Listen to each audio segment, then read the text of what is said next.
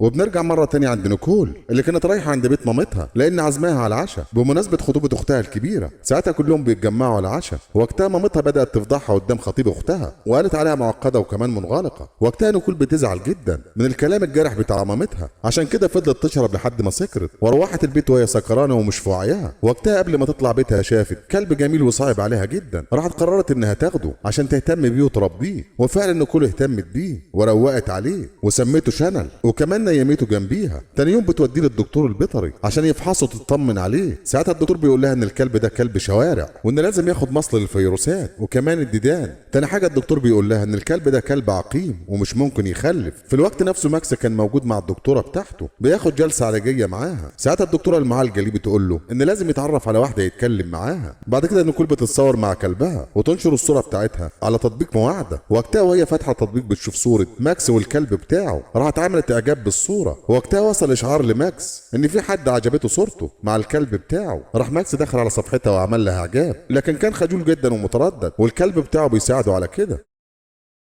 بعد شويه بيتصلوا ببعض ويتوعدوا. وقتها لما تقابلوا كان ظاهر على ماكس الخجل، ونيكول عرفت من طريقه كلامه ان ملوش اي تجارب قبل كده، يعني خام خالص وما يعرفش اي حاجه عن البنات. بعكسها هي اللي بتكون زي اللبلب في الكلام وعماله تتكلم وهو ما اتكلمش ولا كلمه. بعد كده بيتمشوا مع بعض في الحديقه لحد ما نيكول شافت مطعم فراخ قريب منها. راحت نيكول اشترت فراخ وللاسف كانت حراقه، وساعتها بتحاول توكل منها ماكس، لكن ماكس كان قرفان من الفراخ لانه مش بياكل اكل الشوارع وكمان مش بياكل من ايدين اي حد ما يعرفوش. ورغم كده بيعقم ايدين نيكول عشان ياكل معاها. وبعد كده هما الاتنين اندمجوا مع بعض في الكلام لحد ما نسوا نفسهم. بعد كده بيتفاجئوا ان الكلاب مش موجوده جنبهم. راح ماكس قام بسرعه يدور عليهم لحد ما شافهم مع بعض ورا الشجره بيلعبوا ويتنططوا. وقتها ماكس جري على الكلب بتاعه وكان متعصب جدا وقال لنيكول انت والكلب بتاعك وحوش. وقتها ماكس كان فاكر ان الكلب شانل ضحك على الكلبه كيلي وخدها ورا الشجره غصب عنها. راحت نيكول قالت له ازاي الكلبه بتاعتك مبسوطه؟ راح قال لها يا سلام وانت عرفك. قالت له الكلام ده عادي بين الكلاب، لكن للاسف ماكس ما اقتنعش بكلامها وسابها ومشي وكان زعلان.